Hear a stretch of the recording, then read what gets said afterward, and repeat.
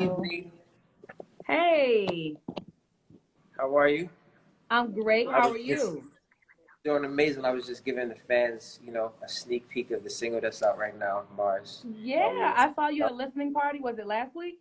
Preparing. Yeah, it was last week. Yep, it Nice, was last nice. week. Free It was flight. very intimate, very you know, day one fans, a couple of press people in it. It was really just it's kind of like a moment of getting out of quarantine for a second for a lot of people. Some people like the Like it. first I event I've like been it. to in 6 months, so it was real powerful, it was real strong, and it was great energy. So, It looked like a vibe. but definitely a vibe. That's the best way to describe it, is a vibe. Could you put your camera down a little more so you're more in the center of the screen? Like, I've been doing Trying to zooms see. all Let me week, see so here. now I know how to produce. I know how to produce a little bit. Right, you're the EP over there. Let me see here. How about like this? Yes, that's so much better. So much better. You look perfect. The lighting's Okay. perfect. So, it's been a busy week for you, I'm sure. It had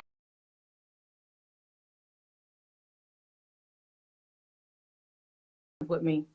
Of course, of course. I thought that this was really important. And shout out to Crime Survivors for Safety and Justice and Heal the Vote and the team over there. And thank you, Tiffany, and everybody over there that's doing amazing things to keep, pride, safety, and healing at the forefront. Absolutely. And they're dope. They get it. You know what I mean? Like that's why I like working with them. A lot of times organizations are filled with people who they have the right heart, but they don't have that ability to connect with the community. And what I love about ASJ and CSSJ is that you get both with them. And you have so many people of color in leadership positions in that organization. Hmm. It's something that I don't see a lot of in politics. And so it's really Yeah, dope to see so many women and people of color and black men in leadership positions like you see absolutely. in SSJ and ASJ. Absolutely, and I want to talk about that. But before we get into the details of all of these different, acts of service, I want to talk about you and where you are and your history with, I wouldn't say politics, but being a representative and being in the streets, being on the front line. Because that's how I look at you, and when I've done my research, you're definitely on the front line. So first and foremost, you guys, this is Representative Jehan Booth of the 92nd District of Illinois. Is that true? All That's right. true. That's true. And you've been a representative since 2009. Yes. Yeah. So can you tell us where, who may not know what a representative is and exactly what that position is? Tell us a little bit about that and what you do. Yeah. So my current role is as a state representative. I serve in a league here in Illinois. I am the I serve as the deputy majority leader. I'm the first African American woman and the youngest person to ever hold that position in this state in the 202 years of the state's history. And I say that not because of the fact that like I'm trying to throw around a title, but I say that because I think it's important to share um, that you can come from very, very humble beginnings and have a desire to really lift your people up. Hmm. And without, all of the things that people think that you need to have, like connections and money, the fact of the matter of it is that you can have a dream, and whatever that dream is, whether it's music, whether it's politics, if you go after it, you can attain success. And for me, success is about lifting my people up.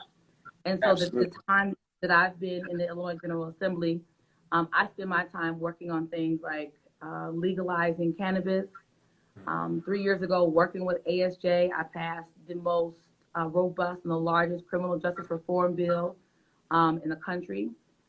Because of that piece of legislation, we have been able to release over 20% of the corrections population to send them back home to their families. Working with organizations again like ASJ, we've been able to literally put millions of dollars back into our communities to create trauma recovery centers. We've abolished over 1,700 mandatory minimums. We know that those were the things that were putting people in prison for life, right? If you got three strikes and there was a mandatory minimum on your case, regardless of what the judge thought that your um, sentence should be. You were always sentenced to the max. And so those are just a couple of things that I've done, really just in the last 18 months. But I'm here for one reason, that's for my people. For the same reason That's why you do the music, you do it for the fans. I do it for my people. absolutely, and it's always like when your purpose is so much bigger than maybe why you started, it always eventually will expand far Yeah. beyond just, for me, it's far beyond just music. It's about mental health. It's about spiritual balance. I'm writing a book right now called Life in Exchange that touches on spirit psychology. So I really do understand when you dive in and you really become that purpose, it's a whole different thing. But you talk about the things you've done over the past 18 months. Let's just talk about something that you've just been involved in that just happened recently. I read this earlier. Um, in Peoria, public schools heralded a $670,000 Illinois Youth Investment Program grant award that will fund a youth employment initiative. This Yeah. just happened. What, Yeah, Tuesday? this happened yesterday. And Yes. so, yes, It's this happened amazing. yesterday. And actually, it's really 25 million. You It's said it's really what? I'm sorry, I didn't hear you. it's really 25 million. Wow. So it's 670 just for Peoria, but you have to think about like all over the city of Chicago and all of Wow. these other Black communities across the state. So I am a part of the most phenomenal organization called the Illinois Legislative Black Caucus, and we fight for Black people as a team. And um, I may get credit because we're on this live together, but the fact of the matter of it is we do these things together. Where you Mhm. have unity, you find strength. And so we've been working to make sure that our young people have the ability to get the training that they need while they're still in high school, get paid for it, get certifications. Because what we want to have, one of the things that we have to do when we think about, and I know you spent a lot of time in Chicago, you saw some of the crime issues that were significant in Chicago. You're Absolutely. from Baltimore, you see it, right? The Yeah, a lot of it issue, is because there's lack of finance, there's lack of opportunity, yes, there's lack of, economics. you know, exactly. It's Yeah, economics. absolutely. And the more that we have the ability to build our people up at an early age, to put them in a position to be successful, to show them that there are other ways to be able to make money, to make a living for themselves and for their families, they're much more inclined to do those kinds of things as opposed to participating in hopeless behavior where we're going after each other for literally crumbs. No, and Um, especially now, I think about even family members of mine, like the people want to do right. It's just like you said, it's a lack of opportunity. And I think yep. now, because everything's so much out in the open, like everybody knows we need criminal justice reform, we need police reform. Like, so I think people, if there's opportunities there, people will go and work hard. People will work. People will sacrifice for their families, and do the right thing to take care of that thing, become a beacon for their neighborhood or their society where they live. Um, you recently spoke at a Survivor Speak event in support of victims of different types of crimes that left behind a lot of trauma.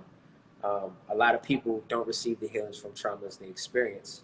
Do you feel funding for mental health and trauma healing is starting to become a priority when it comes to state budgets, or It is has that it has to be. So one of the things, so I talked a little bit about the cannabis legalization earlier, and some people may think about, oh man, they blowing up there, but it's so much bigger than people having the ability to participate in what is now legal behavior. It's really about where does that money go?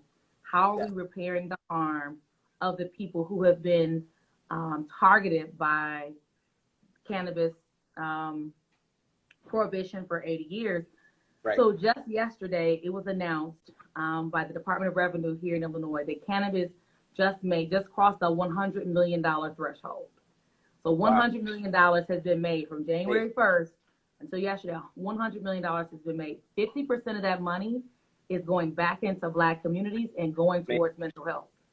Amazing. And so, but that was specifically drafted that way because we wanted to do was we didn't want the sale of cannabis to just be a windfall. So white men in suits who Getting make rich money off for of a it. long time Yeah. had the Right. ability to make money. Right. But what we wanted to do was ensure that even beyond just the regular avenues to get money into communities, is we wanted this additional money to layer on top of the money that we're already spending because, as you know, mental health funding, there's a massive shortage across the country. And so to really get to where we need to be, you need to start layering that money. And so for me, I call this that pot of money, that 50%, I call that part of our reparations, right? Because some people may want to look at it like they're doing us a favor. No, no, no, no, no. You're just paying for what should have been paid for a long time ago, right? These investments into mental health, into rebuilding Black communities, Exactly. into rebuilding brown communities, this should have happened a long time ago. And so now we're at a place where we're beginning to have those conversations around repairing harm. Now, is this the bill your neighborhood safety act? Is that what that is? So That, I'm out here in these streets. I'm working a lot. That's another bill. see, this is what I'm saying, y'all. Y'all gotta understand when I read about everything, I was like, yo, why? No, the world needs to know who these Avengers are. You are an Avenger. You're a superhero. And often superheroes don't wear capes, and what you're doing is so amazing. I want to talk about. Is it called your bill or Neighborhood Safety Act? Neighborhood Safety Act. Neighborhood Safety Act. I want to talk about that before we go into some other things. Tell us about the Neighborhood Safety Act, because not only are you helping victims of crimes, but you're also helping to heal, some of the offenders as well. And tell us, it's a little bit controversial, but it's also really needed. So tell us a little bit about that. Yeah. How that came about. So one of the things, the Neighborhood Safety Act was really built around, it really was a three-legged stool, right? So the first component of the bill was we wanted to make sure that communities had the ability to get what we call trauma recovery centers. Trauma recovery centers, people may think in their minds, oh, this is an emergency room. No. A trauma recovery center is a place in your community, in my community, in community, Black, brown community, USA, and these are facilities that are, and so in Illinois, our focus has been to put them inside of underutilized school buildings. So oftentimes, maybe 20 years ago, a school may have had 1,000 kids in it. Today, it may have 300 kids. What we're looking to do is put these trauma recovery centers inside of those schools to keep them as beacons in the community, but you're able to go to these trauma recovery centers and get the kinds of things that you can't get at an emergency room, right? Oftentimes when people are impacted by crime and by violence, they don't get the healing that they need. They don't get the support. And what we know is that oftentimes individuals that become perpetrators at some point, they were victims. And they were victims that did not get the support that they needed. They did not get the healing. So true. And so the reality is that we have to be serious about loving on everybody, loving on our entire community. And even when you are harmed, you have to be willing to understand that, there but for the grace of God go I. And so trauma recovery centers are really about repairing wounds to the soul, right? It's I love that so much. You know what I mean? So much. It's if you had a gunshot wound, we would take you to the hospital. They would get you the right support. They would sew you up. They would give you the right meds. They would deal with the wound that they see. Facts. But when you are impacted by trauma, by crime, by violence, there are wounds there. You just don't see them. And 100%. Oftentimes, I saw somebody say, hurt people. Absolutely. But we say that, but we have to get to a place of what are we going to do about it? How are we going to invest in our people so that hurt people don't keep hurting each other? And that's what we see in our community. We're hurting each other because we have suffered from so much trauma, so much violence that we have begun to turn on each other. And so the goal with these trauma recovery centers, it is literally to repair the wounds of the soul that people don't see. In these same trauma recovery centers, we're also oftentimes people that are dealing with trauma have issues like food insecurity, alcoholism, drug abuse. Oftentimes they're having issues with their finances, housing, etc. So all of these subject matter. People feel alone. People feel alone. They feel not accepted by their own people and judged by their own people. Then there's this whole thing of like, well, if I just show that I'm doing better and I'm doing this, like this whole hierarchy in the community, and it's just like it's all from trauma. It's all from trauma. Fact. I was telling someone the other day, I'm like, I have trauma, right? But you know, there's a difference between demons and trauma. You know what I'm saying? Like, and not to get too deep into everything, but I think that a lot of what we see, like you said, is trauma from unhealed wounds and and not being aware that there are ways to get healed. You don't have to continue the same cycles over and over and over again. It's like we catch you, we cut those cycles short, we teach you about it, we make you aware of it so that you can start the healing process. Right? I mean, I know that's what I had to do in my life, you know, and this is something, honestly, somebody said I said your name wrong. Can you tell me the correct pronunciation of your name? Oh, it's Jehan. Jehan. I'm so sorry. Jehan. You didn't correct me. Why didn't you correct me? But Jehan. Okay, I was gonna get to it. Trust me, I was gonna get to it. Right. People call me Mario all the time. It's Mario. So. Listen, when our mamas gave us these names, it just comes with the territory. Nah, for sure. So no, I mean, this is, you know, again, I think this is really powerful because it's something that I would want to see happening more often in other states across our country, and I think that you're leading the way. And you and your team, of course, because it takes a team, it takes a village, right? So one of the things I wanted to talk about also for the people that are watching, like, is how important it is to have diversity in the Senate. How important it is to understand as citizens, you know, not just voting for the presidential, but also voting in your local cities and your local government. And I just want to talk about that a little bit because oftentimes we're, you know, bombarded with all of these things in the media about the presidential election, but we're not really paying attention to all of the other types of elections that govern our schools, govern the budgets, governs how good the food is you eat, governs, you know, all these other things. So I want to talk about that a bit, but I want you to start with, if possible, you know, how important this Senate diversity is, and then what bills are and how do they get passed. Yeah, I'd say that I mean, just like it is in the entertainment industry, whether it's in music or in the movie industry, if you have people who are behind the scenes, the people that are making things go, when you go into a studio and you go into a meeting and you go into one of those big boardrooms, you probably feel a little bit easier if you know that there's someone who looks like you on the other side of that table, who understands you, who understands your walk, particularly if that person is also a creative or an artist, right? There's just there's somewhat of a connection, and you know that they get what you're going through. Mm-hmm. Business, politics, it's no different. If you have people that, one, look like you, that know the community, that represent the community, and here's the other piece that we have to be sure to lean into, and you hold them accountable. When you have those two elements, people who look like you from your community, and you also hold them accountable and you work with them, you absolutely get a much better result as it relates to public policy. So when we're not even just president, but when you're thinking about Congress, right? People are always saying, well, what's Joe Biden going to do? The question is, what is Congress going to do? Because all Joe Biden can do is sign a bill that the House and Senate passes and puts on his desk. It's no different in all of your local states. If your local state representatives or your assemblymen and women and the Senate don't get a bill to the governor, there's not much that they can do. But you have that level of government. But here's the other reality. You also have, at your local level, you have your mayors, your state's attorneys. So when you're seeing all of these young black men who are being gunned down and nobody is being arrested, that's your local state's attorney. Yeah. That's your local state's attorney. And those are all elected positions. And so part of it for me is just us understanding that we have the power.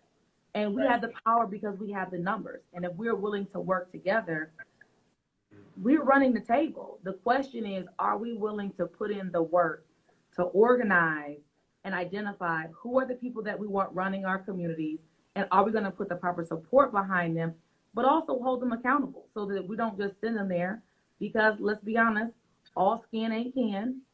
Just because somebody looks like you doesn't mean they're representing you. I think that we've seen that in the most recent Breonna Taylor case. And absolutely.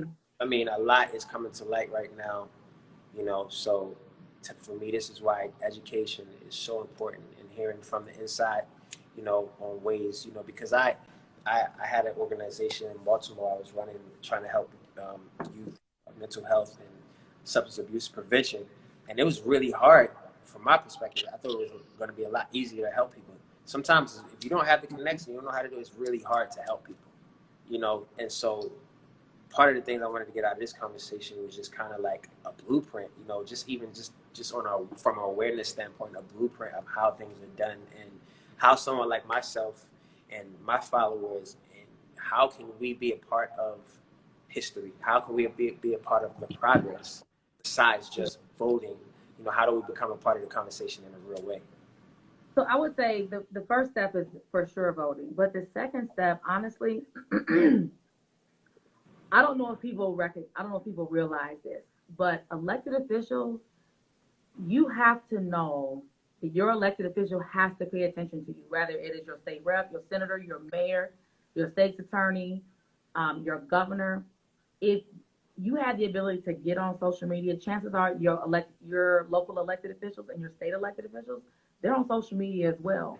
Right. If I've seen some initiatives where a group of people, they'll all decide to tag somebody, right? They'll start tagging somebody on Twitter about a particular issue. I know that the old school letter writing campaign, people don't want to do that. Some people don't want to do emails. Listen, there's a level of engagement for everybody. If all you want to do is do Twitter, Instagram, and Facebook, there's a level of engagement for that. And guess what? As long as you're registered to vote, if you started off, I am your constituent and I'm registered to vote, and then say it with your chest at them so they see it, and then you put what your issue is. And if you have a group and you've organized your group and everybody's saying the same message, let me tell you something. I've seen it myself. I've seen people do a 360. Because I'm going to tell you something about most elected officials. You know what they want? To be reelected. Exactly, to be reelected. They want to be reelected.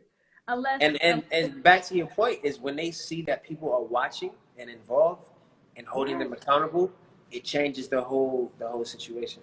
Yeah. Man, I've come into a meeting before, a community meeting, and some of the other folks, so I won't name because they may be watching, they saw me come in. It was a whole bunch of us that walked in, and they hit me on they hit me on my text, and they said, "Hey, what's going on?" Right.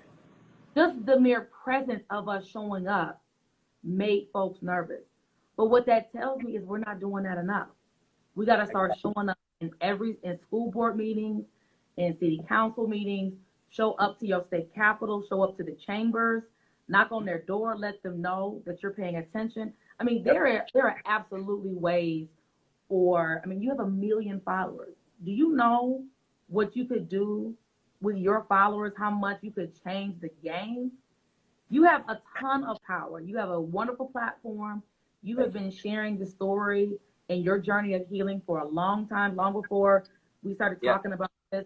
Your healing journey, it's been a very open one and a very transparent one. And so you are a perfect vessel to push for change in community and just around this country, to be honest with you. That's the goal. That's the goal. And I think that, you hit it dead on when you talked about, the trauma facilities and it being healing for the soul. And I think that's what our country needs. Of course, our communities, 100%, but our country needs healing of the soul in general. And, we're at a space now where it's like all hands got to be on deck. All hands got to be on deck. So, I mean, let's get into, this next topic I want to talk about is voting. And, there being so much confusion around it. I know for me, I don't really watch TV that much. I'm not really into politics. I go off for energy, like, and how I feel about if someone's being genuine or not. And, in this case, I think the importance of what really needs to happen to make this country change is being overshadowed by so much political rhetoric. And maybe some people are confused about who to vote for, who's going to do the most for this. When someone doesn't see something that directly affects them not to put you on the spot, not to ask you anything, but as a government official, like how do you decide which candidate you're going to support in terms of like the real issues, and like how do you inspire people to get out and use their voice if they don't feel like they're saying anything that's going to affect change. And I know we've just been finished talking about the real things that need to happen, right, on the ground. But like in a case like this, like how do you inspire? I would say, you know what, like one, voting for somebody is not marrying them, right? So if you're gonna vote for somebody, oftentimes if here's a problem, right? We're looking for Obama. I'm like you. I look for energy. I look for vibes. But sometimes candidates are not going to give you the same energy and that vibe. Obama made us all feel good. He made us all proud. He made us all feel just so proud that a black man of his stature was on that stage at that point in time. And we don't have that anymore, right? So it's like, how do I get excited about this? How do I get excited about these two 75-year-old white men who I really don't feel like either one of them necessarily are saying what I want to hear from them? A lot of it really just boils down to, look, at the end of the day, if you were riding a bus, I know you haven't rode a bus in a long time, and I haven't either, but like if we're trying to get somewhere, are we going to wait for the bus to come by that's going to we're only going to get on the bus that takes us to exactly where we're going to go, or are we going to be willing to get on the bus that gets us a little bit closer to that destination? And to me, that's how I look at politics. You're not going to always necessarily get that candidate that you love, that person who you can just jump behind with full all feet. But sometimes some people are going to get you a little bit closer to where you're trying to get to than the other. No, and I know people don't like that, the lesser of evils, but baby, that's politics, No, for sure. And I think it's like, how do we hold them accountable once they're in office, right? You got to hold them accountable, because so much can happen, so much pressure can happen. When someone's not president, they're running, and then when they really get the job, it's like now they have to really deal with the realness. You know what I'm saying? It really starts. But that's, we bring the smoke. Like, that's how we do it. We just organize, and organizing particularly now. Like, if we think about it, our parents and grandparents, for them to do what they did in the 60s, no social media, no internet, for them to be able to organize like that, there's no reason for us not to be able to use these cell phones that we have to like link up with our networks and our platforms and our people. And so there it is. This is the blueprint, people. Listen, she giving us the blueprint right now. She giving us the blueprint. Now in November 3rd, we need to be voting for Joe Biden, period. Like, no Kanye, no, sorry Kanye, I like music, but you can't be my politician. Sorry. Listen, I'm in the mindset of, look, regardless of who wins, we know what we have to do on the ground, and we know that we can't get comfortable, and we know that this is just the beginning. This was kind of our like spark to our fire, to really, get involved and get engaged, especially with reps who are willing to get engaged with the people like you are. Like, okay, I'm from Baltimore, I'm from Maryland, so my rep, who would be my rep in Maryland right now? Elijah Cummings. Elijah, right? So, Big RIP, Elijah Cummings. Yes. He just passed away. Yep. Yes, he did. Just this year. Yep. So, like I said, I'm not as a politician. I don't even know if his space has been filled, and I'm sure that most of it is coming up, I'm sure. But I want to be more involved. I want to be more involved in the language and understanding like how to present certain things. If I go into the community and I get with community leaders, and it's like, how would you receive someone coming to, like, what is the best way? I know you said Twitter and you said reaching out, but like, if someone wanted to really present something that they were passionate about, how would you receive that? And yeah, that's my question. How would you receive So typically, that? when people come to me about an issue that they're passionate about, they don't have to bring it perfect, right? Again, like you said before, I look for authenticity. I look for good energy. I look for, are you willing to put in the work? Because I'll work, if you're willing to put in the work, I'll put in the work with you. Right. And the main issue is you want to be sure that your perspective on the issue is in alignment. Sometimes people that may represent you how you feel and how they feel may not necessarily be in alignment. And when those circumstances come about, you might be going up a pretty steep hill. Mm. You may have to engage them a bit more and bring them around to the issue. But ultimately, it's like anything else. If you're passionate about a particular issue, here's the reality: the job of your representative is to listen to you. Mm-hmm. Their job, they get paid. Like, this isn't volunteer. You get paid. It isn't a lot of money, but you're getting paid to represent the people. You're representing the issues of your people. So the idea that we have to bring forth these ideas in these fully fleshed out white papers, not really the case. If you can and you have that time and that capacity, good. But if you don't, here's the reality. Those of us that are elected, someone could bring us an issue. If we're in alignment and we want to work on that issue, we don't even have to do the work of fleshing that out. There are entities that we then reach out to and say, hey, I have this idea. I want to do X, Y, and Z, and just have the bullet points. And Right. then just continue to engage that person, because then what you want to show, the main thing that you want to be able to show that elected is that I'm going to put in the work. And if you don't work with me, I'm going to work against you. Right. And you don't necessarily have to be so Yeah. aggressive about it, but you want to let them know that I'm not by myself. I have a team with me, and we all feel like this, and we're all willing to work on this issue, and we're not going away. If you tell your representative, whether it is, again, your state attorney, your mayor, your state rep, your senator, whoever that person will be, trust me, they have to take you seriously. Gotcha. And so let's talk about your team a little bit, because I see every time I see like certain articles, I always see your team with you. I see your team, I see your army with you. Tell us a little bit about what that consists of and how important the team is to accomplishing the things that you go after.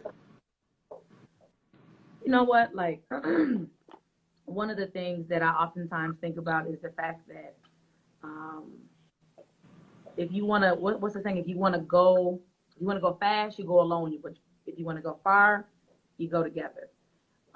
Having a good team is everything, right? There's no way that you as an individual are going to be able to handle all of the issues that are around you. The same way with you as an artist. There's no way that you could be the Right. PR, um, the choreographer, because you do it all. Like, you sing, you dance, you act. Like, you can't. But be careful. I'm a Virgo. I can cover a lot I of am a those hats. too. I kick in Virgo season on August 23rd. I kick in the Right. door. Right. What's your birthday? August 27th. August 27th. Okay. Yeah, Virgo Nation. All So but again, this is, there are so many parallels between politics and entertainment, right? Yep. To be uber successful, you have to have an awesome team that's going to support you in the things that you're doing. So for those of you that are out there that are thinking about getting into the realm of politics, Talk first about it. start within yourself, but then look around and look at your crew. Think about who your friends are, who's going to be able to help you knock on doors, who's going to help you fundraise, who's going to help you with your PR, who's going to help you drop signs, go through questionnaires, and all of those kinds of things. It's not rocket science, but they are things that have to be done. And if you have a crew with you, that either it's like sort of ready-made, or you begin to assemble it, right? Over time, you put together a team that reflects your particular energy and what you're trying to bring to the political space.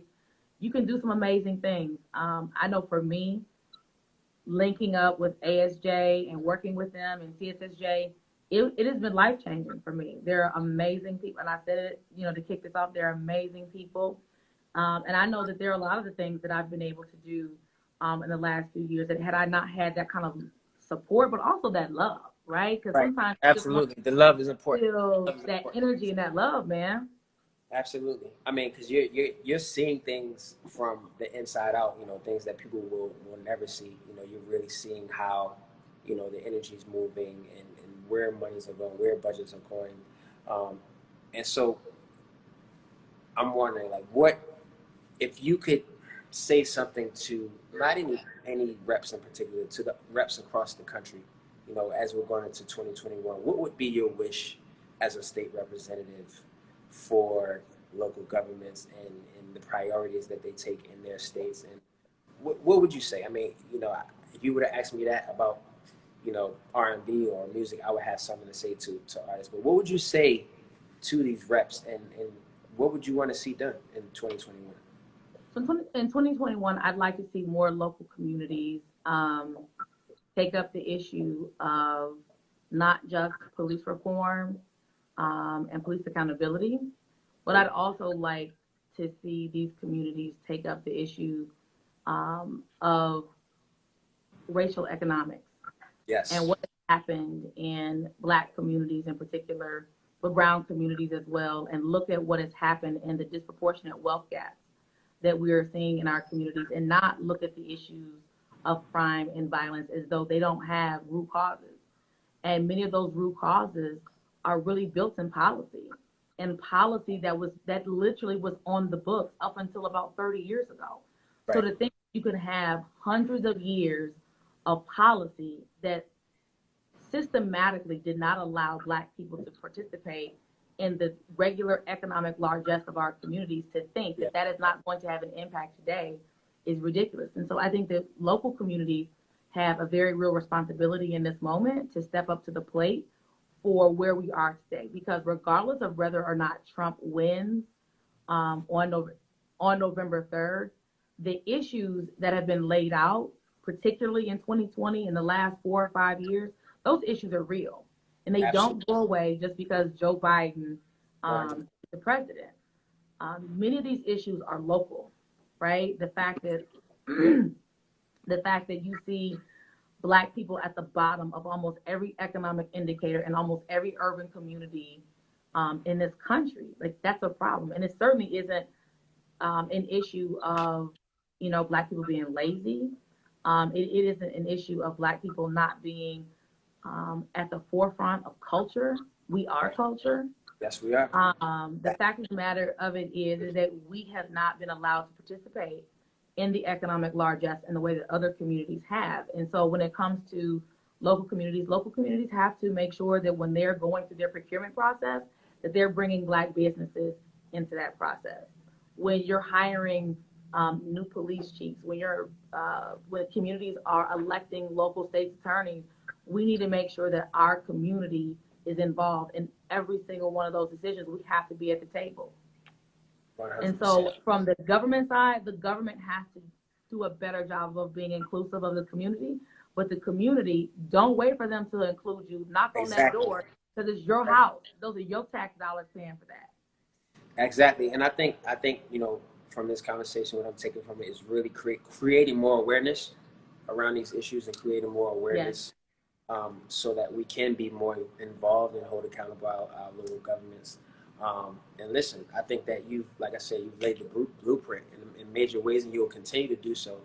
And we're going to continue to support you and pay attention and be engaged. I'm definitely coming to Chicago soon, so I would love to sit with you and just to pick your brain even more, educate myself more on how I can use my voice to influence some of these other state reps to step up to the plate in a real way, as we go into the next 4 years of what this country is going to be. Let's make it happen. Listen, I see one of my colleagues on here, Senator Napoleon Harris. I want to give him a big shout out. Senator Harris is he's a senator from Chicago. He's also a Super Bowl champion as well. Congratulations. Years. So listen, I say let's come back to the Chi for sure, and let's do a big roundtable, because again, you're someone who has a major platform, and you have the ability, because of your talent, because of your skills, because of your ability to influence culture, you absolutely are going to influence politics, and you're going to change lives for many, many years to come. And I just appreciate your willingness to lean in like this. Thank you so much, and I want to thank the whole Survivors family, Heal the Vote. Thank y'all again for putting this together, introducing us, Tiffany, Anna. Thank you guys so much. And it's, like I said, this is something I want to take back to my city, Baltimore. Baltimore is facing a lot of the same issues that Chicago faced, and it's everything is happening for a reason. So I'm happy that we connected. Thank you again for this conversation. I've learned a lot. I hope y'all learned a lot. motivated, inspired, and so much more. So thank you again, and we shall talk soon. Make All sure y'all right. get out there and vote. Let's go. Let's get it. It ain't too late. Thank you. Bye-bye. Bye.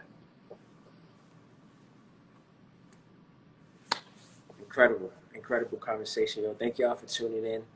Like I said, this is something that we decided to do recently, and I'm really happy we did it. I hope y'all learned a lot. Hope y'all as inspired as I am, you know, to just become a part of the change. Shameless plug again. New single is out right now. You already know the vibes we hear. I will be back on soon. We'll release the EP this Friday.